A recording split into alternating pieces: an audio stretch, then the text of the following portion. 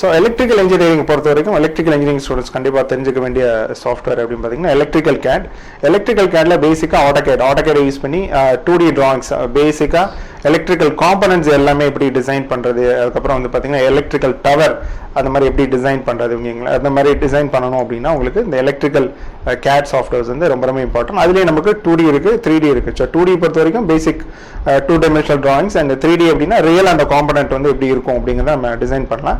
இதை தவிர Revit MEP அப்படின்னு சொல்லுவோம். Revit MEP அப்படின்னா mechanical electrical and plumbing design software.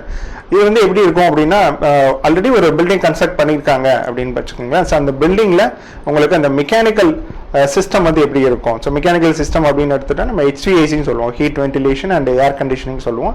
So ஒரு ஏர் கண்டிஷனிங் அது யூனிட் வந்து எப்படி செட் பண்ணுது, இது வந்து நம்ம ஈஸியாக நம்ம நார்மலாக ஒரு வீட்டில் வந்து நம்ம பண்ணுறது அப்படின்னா நம்ம ஈஸியாக நம்ம அந்த சைஸ் ஹாலோட சைஸை பேஸ் பண்ணி நம்ம என்ன ஏசி ஃபிக்ஸ் பண்ணுறதுன்னு சொல்லிடலாம். பட் ஒரு பெரிய மால் இருக்குன்னு வச்சுக்கோங்க, இல்லைன்னா ஒரு பெரிய ஹாஸ்பிட்டல் இருக்குது அப்படின்னா அதில் நிறைய ரூம்ஸ் இருக்கும், ஒரு தியேட்டர் இருக்குன்னு வச்சுக்கோங்களேன். ஸோ இப்போ வந்து அந்த மாதிரி இடத்துல வந்து நம்ம ஒரு சென்ட்ரலைஸ்டு ஏர் கண்டிஷனிங் பண்ணணும் அப்படின்னா அது வந்து நீங்கள் ப்ராப்பராக அந்த சாஃப்ட்வேர் யூஸ் பண்ணி தான் பண்ண முடியும்.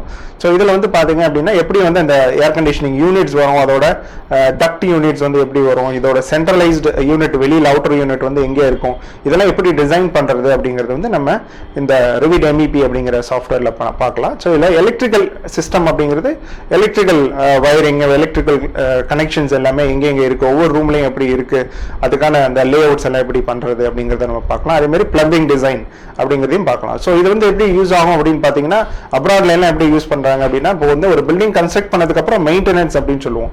இப்போ மெயின்டெனன்ஸ் பொறுத்த வரைக்கும் நமக்கு வந்து இந்த சாஃப்ட்வேர் தெரிஞ்சிருந்தாலும் உங்களுக்கு ஒவ்வொரு சிஸ்டம் எங்கெங்க இருக்கு, மெக்கானிக்கல் சிஸ்டத்தோட லே அவுட் உங்கள்கிட்ட இருக்கும், எலக்ட்ரிக்கல் சிஸ்டத்தோட லே அவுட் இருக்கும், பிளம்பிங் சிஸ்டத்தோட லே அவுட் இருக்கும், அதே மாதிரி ஃபயர் அண்ட் சேஃப்டி இருக்கும். ஸோ அதுக்கேற்ற மாதிரி உங்களுக்கு ஒவ்வொருக்கும் தனித்தனியாக லே அவுட்ஸ் இருக்கும்.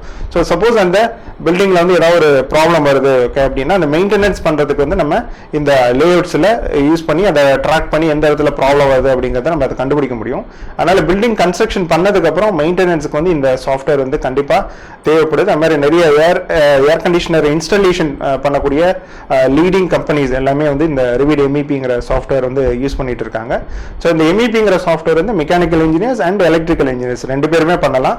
ஸோ அப்ராட்ல வந்து நிறைய ரிக்வயர்மெண்ட் இருக்கு. இப்போ எங்ககிட்ட வர ஸ்டூடெண்ட்ஸ் எல்லாருமே வந்து பார்த்தீங்கன்னா இப்போ ஃபாரின்ல பிளேஸ்மெண்ட் ஆகிறதுக்கு இந்த சாஃப்ட்வேர் Revit MEP அப்படிங்கிற சாஃப்ட்வேர் வந்து எல்லாருமே நிறைய விரும்பி படிக்கிறாங்க. அதே மாதிரி ஃபாரின்ல இருந்து வந்தும் இந்த சாஃப்ட்வேர் வந்து கத்துக்கிறாங்க. So electrical engineers and mechanical இன்ஜினியர்ஸ்க்கு வந்து இந்த Revit MEP அப்படிங்கிற சாஃப்ட்வேர் ரொம்ப யூஸ்ஃபுல்லாக இருக்கும். இப்போதைக்கு இந்தியாலையும் அப்ராட்லையும் நல்ல டிமாண்ட் உள்ள ஒரு சாஃப்ட்வேர். இந்த சாஃப்ட்வேர் படிச்சாங்கன்னா கண்டிப்பாக வேலை கிடைக்கிறதுக்கான வாய்ப்பு இருக்கு.